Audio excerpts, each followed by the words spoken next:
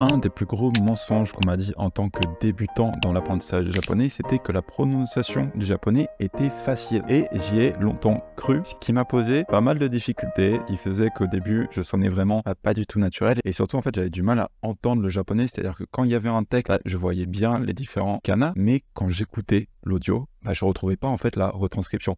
Ce que je trouvais étrange, puisque quand on apprend le japonais, on vous dit que les kanas, ça correspond à des sons, et que du coup, c'est simple. Si vous apprenez les sons à travers les kanas, vous devrez être capable d'entendre le japonais. C'est une simplification extrême. Dans cette série sur la prononciation japonaise, je vais vous enseigner tout ce qu'il faut savoir en tant que débutant pour bien prononcer le japonais, mais surtout pour être capable de bien l'entendre et d'enfin comprendre le rapport entre ce que vous voyez à l'écrit et ce que vous entendez à l'oral. Cette série sera divisée en plusieurs parties. On va commencer par les concepts de base qui sont souvent en fait assez mal assimilés par les débutants, puis on rentrera petit à petit dans d'autres phénomènes de plus en plus avancés qui sont quasiment tout le temps passés sous silence dans les méthodes d'apprentissage japonais, et c'est bien dommage parce que si vous ne comprenez pas ces phénomènes, vous risquez de passer en sale moment au début de votre apprentissage à ne pas comprendre ce qui se passe. Je vais commencer par vous donner mon meilleur conseil pour apprendre les sons du japonais, pour apprendre la prononciation du japonais de manière efficace en tant que débutant. Il faut se rendre compte que même si les kanas sont des syllabaires, par exemple vous voyez A, I, E et O, que en fait ça reste des sons théoriques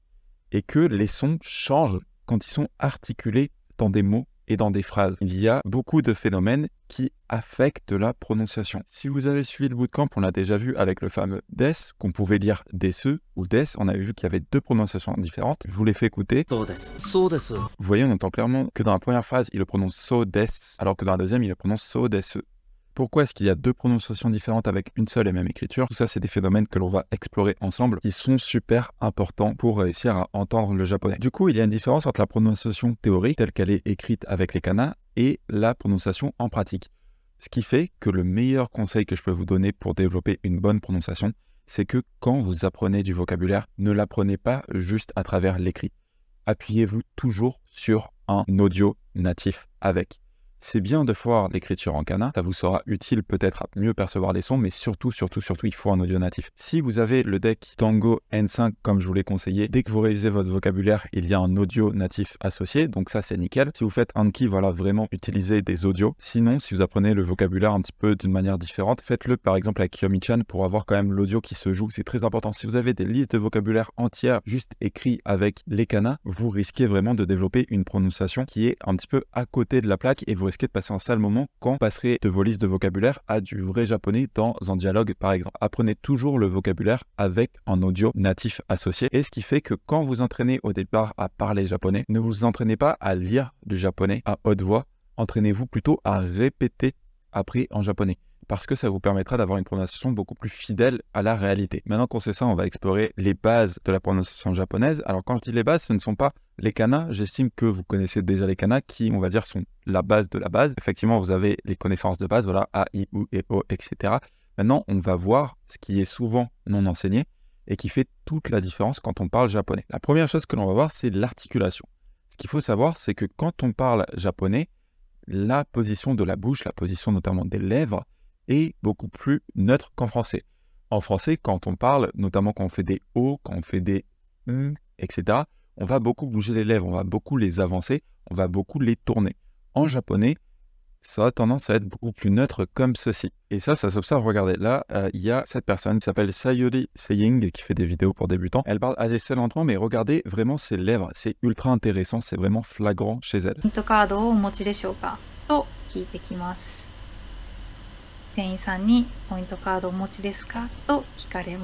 On peut vraiment voir sa bouche qui ne bouge quasiment pas. Alors, quasiment, évidemment, forcément, elle va quand même la bouger un petit peu pour former les sons. Mais vous pouvez voir que par rapport au français, par rapport à moi, par exemple, elle bouge quasiment pas les lèvres. Alors, chez elle, c'est flagrant. Ça n'est pas chez tous les Japonais à ce point-là. Mais de manière globale, l'articulation du japonais se fait en bougeant très peu les lèvres. Et ça, c'est le premier tips que j'ai à vous donner si vous galérez à prononcer le japonais. Essayez de moins bouger vos lèvres, de rester en position neutre, et vous verrez que vous allez déjà sonner beaucoup plus naturel. Ne dites pas A, I, U et O. Essayez de A, I, U et O. Et vous verrez déjà que ce sont des sons beaucoup plus naturels. Par exemple, en piège, c'est qu'en français, on va dire O, comme ceci, vous voyez.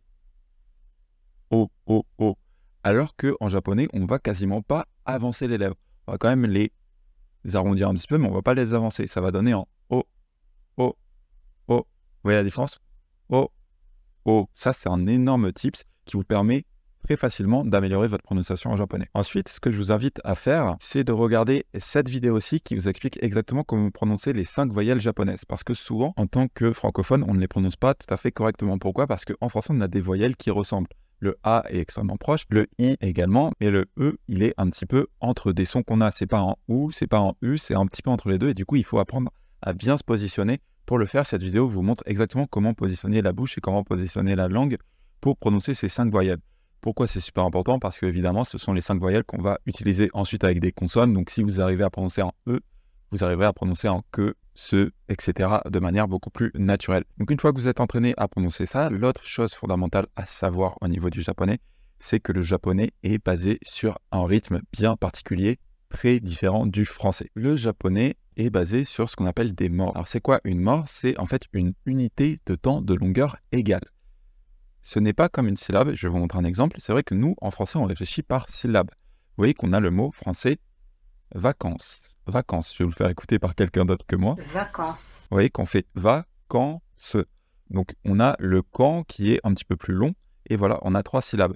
En japonais, ils ont importé ce mot du français. Voilà, ils peuvent dire ce mot également pour dire les vacances. C'est un petit peu connoté, voilà, les vacances à la française, justement, où vous partez en voyage pendant 1 ou 2 semaines, etc. C'est pas mal utilisé en japonais moderne. Et écoutez comment eux, ils le prononcent. Vacances. Vous voyez que c'est le même mot. Alors, il y a l'intonation qui change. L'intonation, ça sera le sujet d'une autre vidéo. Ils n'ont pas le son VE, donc ils le remplacent par un son que eux, ils ont qui est ba, ba, parce que c'est leur son le plus proche de va. Mais vous voyez surtout qu'ils ne disent pas vacasse. Ils disent ba-ka-on-se. Ba-ka-on-se. En 4 temps égaux. Là où en français, on a un petit peu 3 temps avec un temps au milieu qui est allongé, en japonais, ils le divisent en 4 temps égaux. Et c'est pour ça que parfois, ça donne des mots assez marrants. McDonald's qui se dit McDonaldo, où vous voyez qu'il divise vraiment le tout par des temps égaux. Ça, c'est ce qu'on appelle une mort. Donc voilà, une mort, c'est une unité de temps égale. Ce n'est pas forcément en temps, on va dire, défini, puisque ça peut changer selon votre vitesse de locution. Parfois, vous allez parler doucement, parfois, vous allez parler vite. Mais ce qui est important, c'est que ça reste constant dans votre phrase. Tous les mots du japonais sont divisés en temps égaux. Et en temps, ça correspond à quoi? Quand on le retranscrit à l'écrit, ça correspond à en kana, justement. Donc ça, c'est une chose super importante à réaliser. C'est que en kana correspond à une mort. Donc en kana correspond à un temps égal. Et ça, c'est super important parce que si vous ne respectez pas ces règles, vous n'allez pas vous faire comprendre et vous allez parfois vouloir dire des mots qui sont éloignés de ce que vous voulez dire parce que le sens du mot change selon le rythme que vous utilisez. Petit piège, les sons combinés, ça correspond à une seule mort. Donc là, je vous ai mis le tableau avec les sons combinés les plus courants. On a pia, bia, ja, kia, lia, mia, etc. Tout ça, vous voyez, avec des petits kana derrière, c'est considéré comme un seul son, donc ça dure sur une seule mort. Et ça, c'est super important. Pourquoi? Parce que ça va être la différence entre plusieurs mots. Là, je vous ai mis des exemples pour bien comprendre. Si vous dites chi, vous voyez, en kana, ça fait une mort. Si vous dites yo, en kana, une mort également. Si vous dites chi yo, c'est 2 morts. Vous voyez, ça prend 2 temps égaux. Chi yo, 2 temps égaux. Par contre, si vous utilisez un son combiné, donc avec un petit yo, ça va être cho, en un seul temps. Je vais vous le faire écouter par des natifs. Écoutez bien la différence entre 2 temps et un temps. Chio. Ça, c'est ultra important à entendre parce que le sens change selon ce que vous dites. Si vous dites chio, ça veut dire des milliers d'années, alors que si vous dites cho, c'est pour parler d'une œuvre d'un livre. Donc vous voyez que ce n'est pas le même mot. Autre chose bon à savoir, c'est qu'on peut rallonger certains sons. En katakana, ça se marque avec voilà, ce bâton comme ceci. Donc, par exemple, ici, ça ne se lit pas l'omaji en 3 temps. Voilà, je vous ai mis la lecture ici. Ça ne se lit pas l'omaji, mais on va allonger le O. Donc ça va être lo, o, maji. L'omaji, je vais vous le faire écouter. L'omaji. Vous voyez, avec un son long qui, en fait, tient 2 morts. Si vous le découpez, là, on est arrivé à la moitié du temps du mot. Lo, et ensuite vous avez maji. L'omaji. Vous voyez, c'est divisé vraiment en unités de temps égales. Ce sont ça qu'on appelle les morts. On peut également rallonger avec des hiragana. Les règles pour allonger avec les hiragana sont un petit peu plus compliquées. Je vais vous les présenter rapidement. Pour ça, en fait, il faut juste connaître ce tableau, qui est le tableau des kana. Donc, c'est assez simple. En gros, vous avez les 5 voyelles à connaître. C'est pour ça que je vous avais mis la vidéo avec la prononciation, parce que ça va vous aider pour tout le reste. A, I, E et O. Et avec tous les sons des consonnes associées. Donc, pour allonger en son de la ligne des A, I, E. Donc, par exemple, les sons A, ça va être Ka, Sa, Ta, Na, Ha, Ma, Ya, La, Wa. Pour les rallonger, on va rajouter tout simplement un A. Pour un i, on va rajouter un i, et pour les sons des e, on va rajouter un e. Par exemple, pour rallonger le son sur Okaasan, comme on a en K, qui est ici dans la ligne des A, on rajoute un A derrière. Écoutez bien comment c'est prononcé. Okaasan. Ah, c'est Okaasan. C'est pas Okasan, c'est Okaasan. Très important. Pour I, qui veut dire bien, pareil, c'est pas un seul I, c'est un I qui est tenu. I. Vous voyez, ça dure 2 morts. Sur Chugoku, qui veut dire la Chine, vous voyez que là, on a à la base un son composé, mais c'est un son quand même de la famille des E, puisque c'est Chu, Chu, Chu. Et pour allonger le E, on rajoute un E derrière, ce qui va donner non pas Chugoku, mais Chugoku. Chugoku. Pour rallonger un son de la ligne des E, il y a un petit piège, c'est que parfois on peut le rallonger avec un E, comme ceci, comme dans One-san, et parfois on peut le rallonger avec un I, comme dans Sensei. Alors, le choix n'est pas libre, comme l'orthographe, en fait, il y a une écriture qui est correcte, et ça, il suffit de l'apprendre par cœur en même temps que vous apprenez le vocabulaire. Le plus important pour un débutant, c'est d'être capable de le lire, et que quand vous voyez ce mot-là, vous ne le lisiez pas one et san, mais bien one et san. Et que quand vous lisez sensei, vous ne le lisez pas sensei, mais bien sensei. Voilà, c'est surtout ça qu'il faut savoir. Je vais vous faire écouter bien les rallongements sur une mort à chaque fois. One-san, sensei. Maintenant, pour allonger un son de la ligne des O, il faut placer un E. Donc voilà, ici par exemple, ça ne sera pas O-ha-yo E, mais Ohayo. Ohayo. Vous voyez, avec un long O. Il existe quelques exceptions pour le son O. Par exemple, je pense à Ooki, où il y a certains mots d'origine japonaise qui s'écrivent avec un double O. Pareil que pour le E, en fait, le plus important, c'est de savoir le lire et que vous ne lisiez pas ça Ooki, mais bien Ooki. Et ça se passera très bien. Il vous suffit ensuite de l'apprendre en même temps que le vocabulaire. Cette notion de mort, elle est vraiment indispensable pour se faire comprendre en japonais. Si vous ne respectez pas ça, ça va changer le sens du mot. Là, je vous ai mis quelques exemples. Shoujo. Vous voyez, par exemple, ici, on a shoujo. Donc c'est sho, on rallonge le O, shoujo. Si vous ne le rallongez pas et que vous dites Shoujo. shoujo, c'est un autre mot en japonais qui existe également. Le premier, ça veut dire la fillette. Le deuxième, ça veut dire la vierge. Donc vous voyez que ce n'est pas le même mot. Et pareil, il faut bien faire attention à respecter les voyelles combinées ou les voyelles simples. Par exemple, si on dit ici Bioin. bioin, vous voyez, c'est bioin. Ça veut dire un salon de beauté. Mais si vous ne dites pas bio, mais que vous le contractez en une seule mort et que ça devient bio, ça va changer le sens du mot. Bioin. Bioin, ça c'est l'hôpital. Donc vous voyez que si on ne respecte pas ce rythme de mort, on peut, à la place de dire je vais au salon de beauté, dire je vais à l'hôpital. Donc c'est vraiment super important de réaliser ça. C'est la notion la plus importante dans la prononciation du japonais. C'est vraiment cette notion de mort, ce rythme du japonais. C'est la notion la plus importante de la prononciation en japonais. Il faut absolument respecter ça et il faut s'habituer à l'entendre. En tant que francophone, il faut surtout se méfier des sons simples, composés et allongés. Je sais que c'est pas forcément évident au départ pour les francophones de faire la différence entre bioin et bioin parce que c'est très proche. Voilà, il faut essayer de faire l'effort au début conscient si vous voulez d'écouter. Pour ça, vous pouvez justement vous appuyer sur la retranscription en kana, puisque je vous rappelle, en kana est égal une mort. Donc vous pouvez lire les kanas et essayer d'écouter en même temps pour observer cette temporalité, ce rythme du japonais et vous familiariser avec. C'est normal qu'au début, ça soit un petit peu flou et que vous n'entendiez pas bien la différence. C'est parce qu'on n'a pas l'habitude de le faire en français. Donc, si vous n'avez pas forcément en plus l'oreille musicale, c'est normal de ne pas entendre au début. Il faut juste le savoir et du coup prêter l'oreille de manière active sur ces sons allongés, sur ces sons simples, donc la différence entre shoujo et shoujo, et également sur ces sons composés, donc la différence entre bioin et bioin. Ça, c'est ultra important. Un autre concept qui rentre dans la catégorie du rythme, qui est souvent un petit peu mal compris par les débutants parce que il est souvent un petit peu bâclé. Souvent, on vous dit, oui, le petit tsu, ça marque une pause. C'est une simplification, en vrai, et ça marque pas forcément une pause. Alors, dans beaucoup de cas, ça va le faire. On va voir exactement pourquoi. En fait, le petit tsu, ce qu'il fait, c'est qu'il rallonge la consonne suivante d'une mort. Alors, qu'est-ce que ça veut dire, ça? C'est-à-dire qu'on a vu jusqu'à présent les voyelles qu'on pouvait allonger. Par exemple, on disait sensei, on allongeait le e, voilà, ça donnait e, on allongeait une voyelle. Eh bien, ce qu'on peut faire en japonais, c'est retenir la consonne suivante. Retenir la consonne suivante. Par exemple, quand on dit l'école, l'école, ça s'écrit comme ceci. Gakko. Donc ici, on a ce petit se, et ce qu'on fait, en fait, c'est qu'on retient la consonne suivante. La consonne suivante, c'est en ko. Écoutez. Gakko. En fait, ce qu'on fait à ce moment-là, quand on dit gakko, c'est pas qu'on dit gakko. Essayez de voir la différence. Alors, c'est assez subtil, mais gakko et gakko. En fait, la différence, c'est que dans le deuxième, j'engage quand même ma bouche en position de prononcer le k. C'est juste que je ne fais pas passer d'air. Pourquoi je ne fais pas passer d'air? Parce que sinon, ça donnerait gakko. Ce qui fait un petit peu bizarre, ça ne se dit pas. Donc voilà, ça s'entend comme une pause. Donc, c'est pas forcément une erreur de dire que c'est une pause, Mais le piège, voilà, c'est ça, c'est que pour réussir à le prononcer, ne faites pas rien pendant ce petit tsu. Il faut que vous vous prépariez à prononcer le son suivant. C'est pas ga, vous attendez ko, c'est ga, vous engagez votre bouche en position de prononcer le ko, et ensuite vous dites ga, ko. Ensuite, vous le lâchez. Et ça s'entend vraiment avec les sons, par exemple, sh. Écoutez. 雑誌 Vous voyez, là, c'est pas zashi. Si vous dites zashi, ça fait extrêmement bizarre. Là, c'est zashi, zashi. Vous retenez le sh pendant une mort. Et là, avec le sh, vous ne mettez pas juste votre bouche en faisant rien. Vous ne dites pas zashi. Vous verrez que ça fait très bizarre même de placer votre bouche pour faire un son sh sans le prononcer. Donc, ce que vous faites simplement, c'est que vous rallongez le son sh sur une mort. Ce qui ne donne pas zashi, mais zashi, zashi. Vous voyez 1, 2, 3.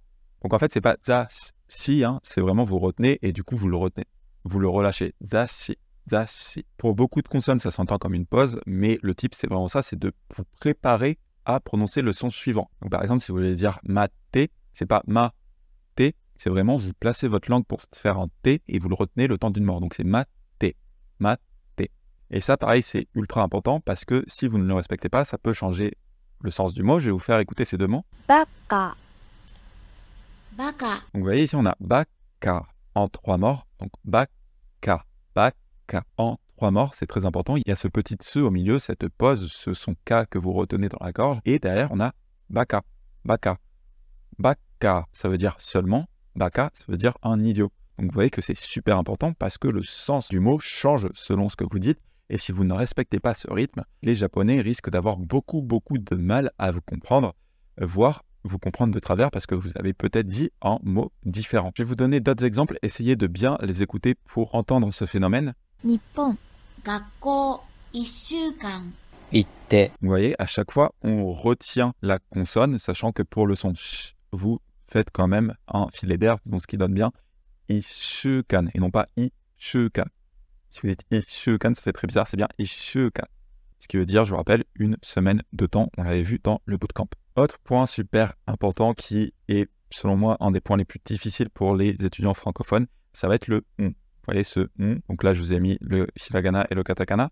Le on, c'est un des sons les plus difficiles pour les débutants japonais. Pourquoi ? Parce qu'on compte jusqu'à 7 prononciations différentes. Et oui, donc quand on vous dit que ce kana c'est on, c'est une simplification extrême puisqu'on choisit une prononciation sachant qu'il peut s'articuler de 7 manières différentes. Il y a 3 choses à savoir absolument sur ce on. La première chose, c'est qu'il dure une mort comme absolument tous les kanas, donc il faut bien respecter ce temps de pause. C'est pour ça notamment qu'on passe de vacances à bakanse en 4 temps. Vous voyez, c'est parce qu'on a ce on au milieu qu'on tient le même temps que les autres kanas. L'autre chose à savoir sur ce on, c'est que sa prononciation va changer selon les sons qui l'entourent. Je ne sais pas si vous l'avez déjà remarqué, mais c'est vrai que selon le mot dans lequel vous avez ce on, eh bien, sa prononciation va changer. Si je vous donne un exemple comme ça, là, le professeur, ça se dit sensei, sensei.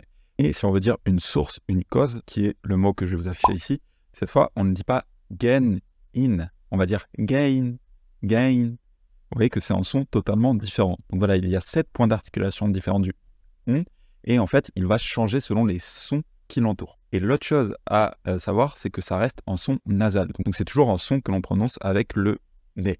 Vous pouvez essayer de le dire, voilà, quand on dit sensei, vous voyez qu'il y a de l'air qui passe ici. Sensei, sensei. Vous avez de l'air qui passe ici, voilà, ça reste toujours un son nasal. Ce on, voilà, c'est un son que l'on prononce avec le nez. Dans cette vidéo, je ne vais pas vous couvrir les 7 sons parce que pour un débutant, ça peut être déstabilisant et ça ne sert pas à grand chose. Mon conseil, c'est voilà, gardez en tête ces 3 règles, que ça dure une mort, que la prononciation change selon ce qui l'entoure et que ça reste un son qui est prononcé avec le nez. Et ensuite, dès que vous le voyez, écoutez bien le mot. Si vous appliquez le conseil que je vous ai donné en début de vidéo, où vous apprenez le vocabulaire avec un audio associé, eh bien vous apprendrez au fur et à mesure les différentes prononciations du on selon ce qui l'entoure. Je vous invite également à aller voir cette vidéo que je vous laisse du coup dans la description qui vous montre les différentes prononciations du on. Alors, il ne vous les montre pas tous, mais il vous montre peut-être les plus communes. Vous voyez, là, il en présente 1, 2, 3, 4. Donc 4 sur 7, c'est déjà pas mal. Et ça va vous aider à mieux comprendre ce phénomène. Donc je vous invite à le voir et à répéter après le professeur. En fait, c'est un exercice où il prononce et puis il s'arrête. Et comme ça, vous pourrez vous entraîner à prononcer le Si vous voulez plus d'infos, je vous laisse également l'article Wikipédia dans la description sur ce son qui est vraiment particulier. On a déjà vu beaucoup de choses, mais je vais conclure en vous disant les gros points de vigilance pour les francophones. Qu'on a vu jusqu'à présent, c'est globalement des points de vigilance pour tous les apprenants étrangers. Ici, c'est vraiment pour nous francophones des points sur lesquels il faut vraiment se méfier. Première chose, bien penser que les sons de la colonne qu'on appelle H, du coup, sont soufflés, que A et Ha, ce sont deux sons différents. Écoutez bien la différence. A, I, U, E, O, Ha, Hi, Hu, He, Ho. C'est vrai qu'en français, on n'a pas ce H soufflé. Si vous parlez anglais, il y a des chances que vous l'entendiez quand même. Voilà, il faut penser à le souffler parce que si vous dites des A à la place de Ha, on va vraiment pas vous comprendre. C'est pas du tout le même son en japonais. C'est très compliqué de faire la liaison en japonais entre le A et le Ha. Pour eux, c'est vraiment deux sons totalement différents. Pensez à souffler les H. Ensuite, l'autre point de difficulté, ça peut être le R. Alors, le R qu'on classe du coup dans la colonne des R qui, en vrai, pour nous, est plus proche dans L. En vrai, si vous parlez espagnol, c'est le R espagnol simple. Donc, c'est pas le R que vous roulez, c'est ce qu'on appelle une tape alvéolaire. Donc, en fait, c'est un seul battement, comme ceci. Écoutez-le. La, Di, Du, Le, Do. En fait, contrairement au L, le L français, il est prononcé, si vous voulez, avec dans le palais. En fait, c'est vous placez la langue, si vous voulez, en haut du palais, là. Donc, elle est quand même assez en arrière. Le R, du coup, ça va être le même son tapé, mais qui part plus en avant dans la bouche. En fait, vous placez la langue derrière les dents du haut, et ça donne donc non pas la, li, lu, les, lo, mais la, li, de, les, lo. Alors, ça, c'est petit truc, c'est bon à s'entraîner. La, li, de, les, lo, avec le R, la langue qui part de derrière les dents. Et enfin, le dernier gros point de vigilance, ça va être le son U. Voilà, souvent, on dit que c'est entre le U et le OU. Donc, c'est pas évident si vous avez juste cette explication à comprendre. Vraiment, essayez de vous entraîner. Je vous ai mis une vidéo pareil pour vous entraîner à le prononcer. Vous l'avez également dans la description. Entraînez-vous vraiment ce E. Je sais qu'il est très dur à prononcer pour nous. La clé, ça va être de garder vos lèvres assez neutres. Voilà. Parce que si vous les mettez trop en avant, ça va directement se transformer en OU. Voilà, ça va devenir OU. Gardez vos lèvres neutres. Et entraînez-vous à prononcer. C'est quand même, je pense, la voyelle la plus dure à prononcer pour nous francophones. Ça, c'était pour la base de la prononciation. Une fois que vous connaissez les kanas, connaître ça, ça vous permettra de développer une prononciation naturelle et surtout de mieux entendre le japonais. Maintenant, il reste quelques phénomènes qui ne sont vraiment jamais enseignés dans les manuels classiques, mais qui sont indispensables pour comprendre le japonais naturel. C'est le sujet de la prochaine vidéo où on parlera du dévoisement.